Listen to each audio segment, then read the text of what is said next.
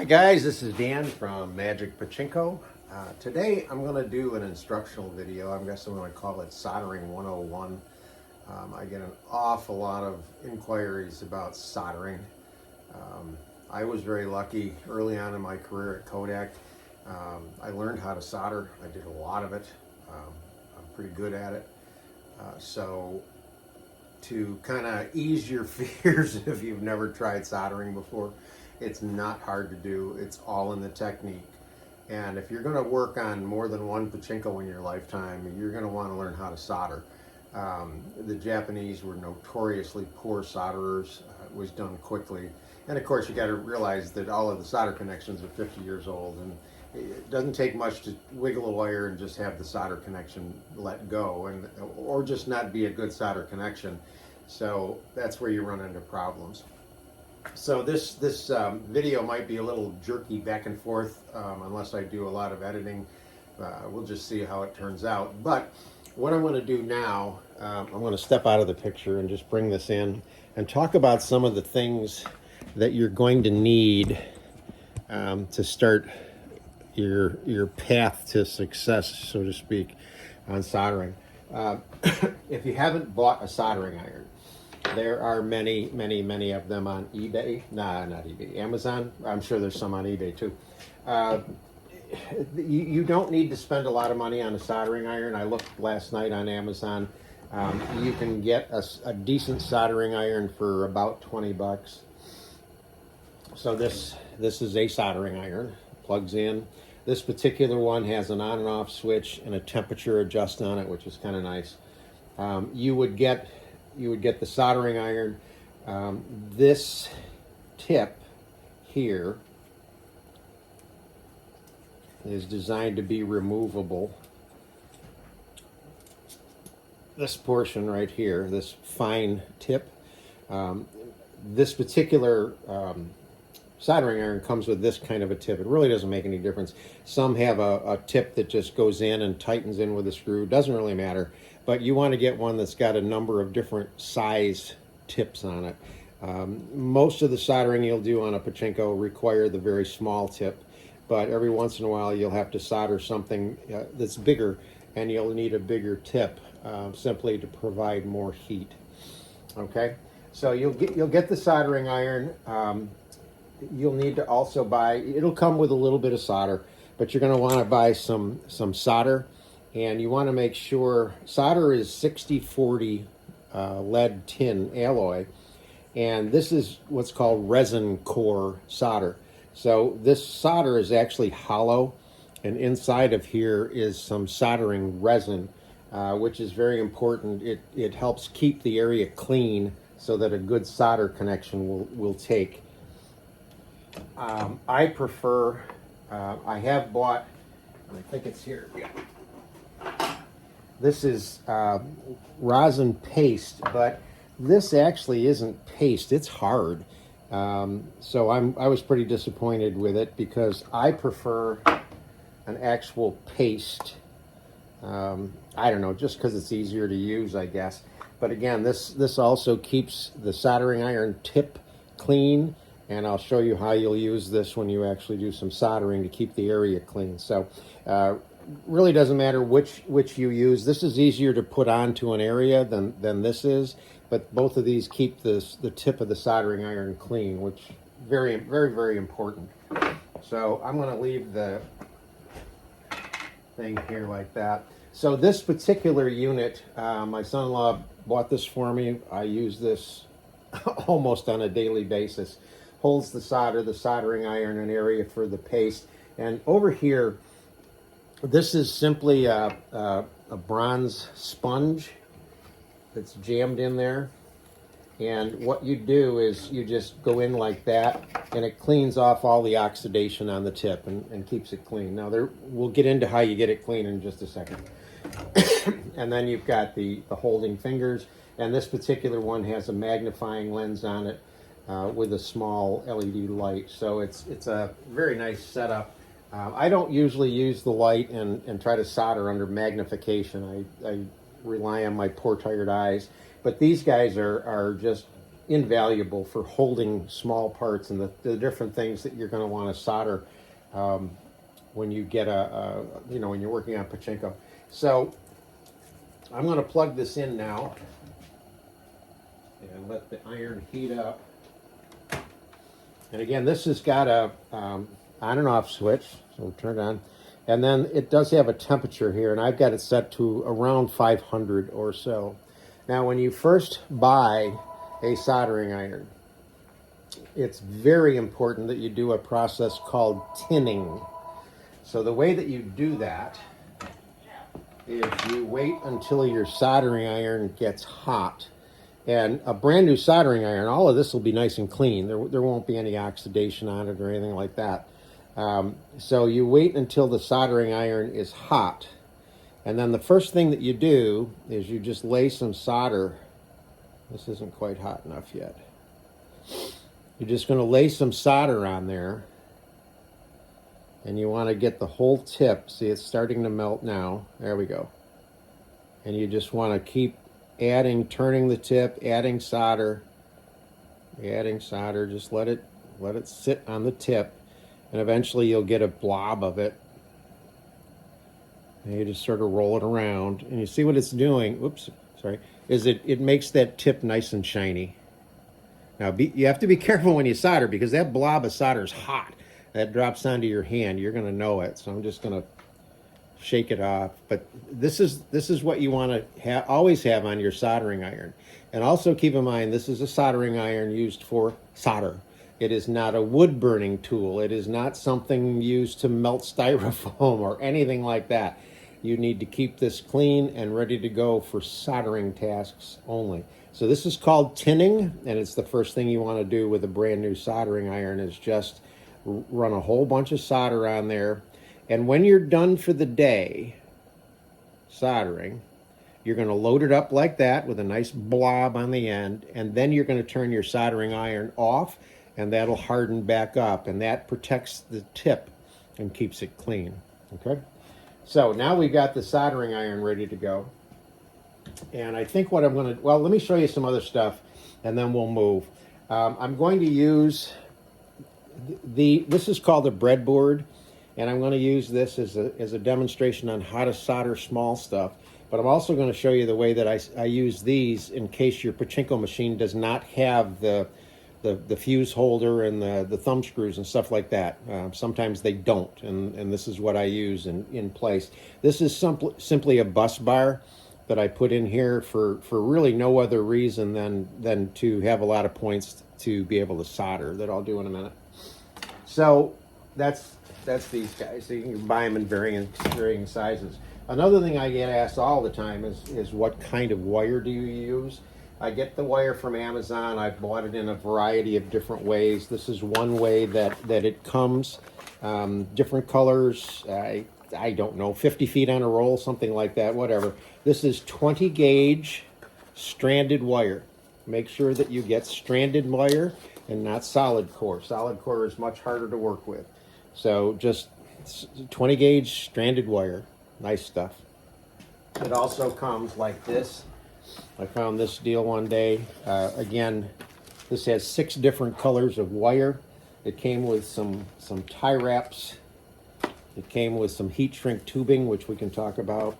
And it came with a wire stripper that I would never use a wire stripper like this. I'm too used to my other one. But this is not a bad little kit for somebody that doesn't have this stuff, okay?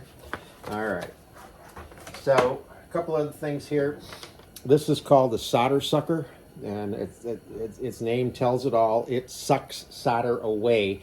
So if you have to open up a hole that's got a lot of solder in it, this is what you use. And again, I'll show you how this works when we need it. And then this is called solder wick. It's a braided piece of copper, and if you have an area where there's a lot of solder and you want to get rid of it, you simply put your soldering iron, you lay this on top, and you put the soldering iron on, and it wicks the solder up into this copper mesh. and takes it off of wherever you've got too much solder. So that's called solder wick. May or may not ever use it. And then I'm also going to show you how to use these. These are the solder and seal connectors. I use these all the time, especially for connecting two, well, they're designed to connect two pieces of wire. Okay? And if you use those, you will need a heat gun. This is a pretty hefty duty one. I won't tell you where I got it from, but yeah, I used this one when I used to work at Kodak. Yeah, it followed me home one day. What can I tell you? This is a nice hot air gun. You can get much smaller versions of it that will be okay. You do need to melt. These have got a little bead of low melt solder in there, which you have to melt. And then your heat shrink tubing obviously needs heat to also melt. And then this is the type of wire strippers that I prefer. This has a variety of gauges from 20 down to 10. So you can cut or strip wire of any gauge, and then it's got the cutters here to just cut stuff. So I like to use this. It's just what I'm used to. There's a variety of these things out there. This is actually a much heavier version. It's a tool, but it also has the wire strippers up in here, different gauge wire strippers. So it just depends on what you get used to. This for me is just easy. When you strip wire, all right, I usually will just cut some off just to get a nice clean cut, and then you decide how much. You decide how much of the wire that you want stripped, and then you put it in the right hole and just pull, and it strips the insulation off and gives you the wire right here that you can work with. Okay, so that's that. All right, so I've explained kind of all of the equipment that you're going to need. Now I'm going to take you over here, and I'm not sure if this is going to work at all, or this will make any sense to you. But let me get this up a little higher. There we go. Okay, so this may just serve to confuse you. All right, a lot of times when you solder with a pachinko, you're going to have, for example, on the breadboard, if you take a look at this red line as being a breadboard, and you're going to solder a wire into that breadboard. So on this side of the breadboard, and I'll show you on an actual breadboard, but on this side of the breadboard, there's going to be some copper here, and this is what the solder is going to attach to. Right? So this blue area is the copper. So let me go get what I need while you study that. I had this all planned out, and then of course, you know, plans just go right down the tubes. Okay, all right. So this is the little bit of copper that's on that board. Or if you know on your Nisogen where the return wire comes up to the terminal, the terminal goes in here, and it's just this little flat piece of brass. You're going to put a wire through this little hole and solder it. So this would be the brass. That's where the solder will adhere to. Okay, so you want to make sure that surface is good and clean. We'll talk about that in a minute. All right, so when you solder, again, it's all in technique, and you want to remember that solder will flow towards heat. So if you look at this as the tip of your soldering iron, when you start out, you're going to put the wire up through the board. You're going to lay the tip, and that's why you use that small tip, because this is a pretty small area. You come in and you lay the tip so that it touches the copper and the wire at the same time. So you just come in like this and just put the tip right there, and it very quickly heats the copper and the wire up. And then you're going to come in with your solder, and you're going to lay the solder right at the tip of your soldering iron, and it will start to melt and flow in this area. So it will adhere to the little copper piece, and it will adhere to the wire. Now, this is the important part. Again, it's technique. And this is the technique. It's apply heat, apply solder, and this is what's important. Remove solder, remove heat. That's the way you need to do it. So you go in and get it hot, you add the solder. Now you don't want to pull this away because this stuff, literally it hardens up pretty quickly. And you may end up getting your solder stuck there. But you're going to heat up, add the solder, take the heat away. I'm sorry. Heat, solder, solder away, heat away is the proper way to do it. Now, you can get into a situation where they call it a cold solder joint. And what a cold solder joint is you come in and you put your soldering iron on the little brass piece. It gets hot enough that when you come in with the solder, it melts, but you never get the wire hot enough to accept the solder.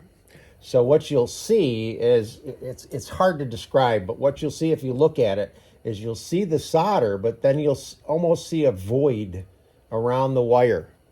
And that's called a cold solder joint. And if it's cold enough, you could probably pull that wire right out. So you need to make sure that both things that you want to take heat, or in this case, 3 things. No, I'm sorry. This is the copper thing, and that's the wire. That's 2. Get them both hot. Bring the solder in. Let the solder melt. Take the solder away. Then take the heat away. And what you should get within a matter of a second or 2 is a very nice, shiny bubble of solder. And then you can tug on that wire and it should stay put. All right? Okay, so hopefully that made some sense. Now let's get back over here and I'll show you some. I got to try to figure out the best way. So let me do what I just said. And I'm hoping that, okay, so here's the breadboard. And this is what I use on my machines. This is a pigtail, and this is where the 12-volt power goes in. So I'm going to start at one end of the board, and from this side, because this is what the customers, well, whatever, is going to see, I'm going to just insert the black and the red through a couple of holes in the board, like that. And it's probably hard to see, but I'm just going to use my fingers like that, there. And I think you'll be able to see it. Right there and right there. That's where the wire of this comes up through. And now those wires are laying on those little copper circles. So where I'm going to solder now is I'm going to put heat on that little copper circle. I'm going to put heat on that little bit of wire. I'm going to add my solder. It'll flow onto the copper and the wire. I'll take my solder away, I'll take the heat away, and then I've got a good solder connection. So let me see if I can get this set up so that you can see it. Okay, of course one fell out, but okay, where are we? Oop, come on. Probably get the camera in there and then I won't be able to do the actual soldering. Hang on, let me take this down. Okay, hopefully that's going to be close enough that you can see what I'm doing. So again, I'm going to go in and clean the tip, make sure the tip is nice and clean.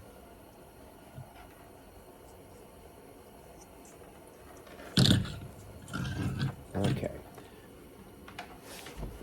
So I'm hoping you can see this okay. I'm going to go in with the soldering iron, and I'm going to lay the soldering iron right on the copper and the wire to get them both hot. I go in with my solder, let it melt, take the solder away, take the heat away.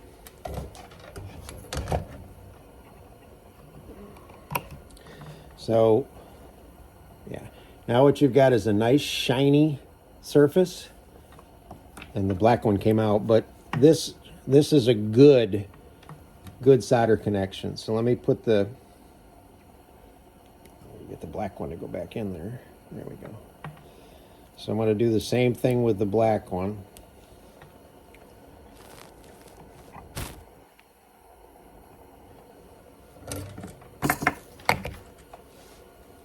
Put heat on the little copper pad and the wire at the same time. Lay the solder in there till it flows nice. Take the solder away, take the heat away, and again, you've got a nice solder connection. So that's the how you solder, really, in a nutshell. I mean, now I've got the two wires nice and connected. Okay.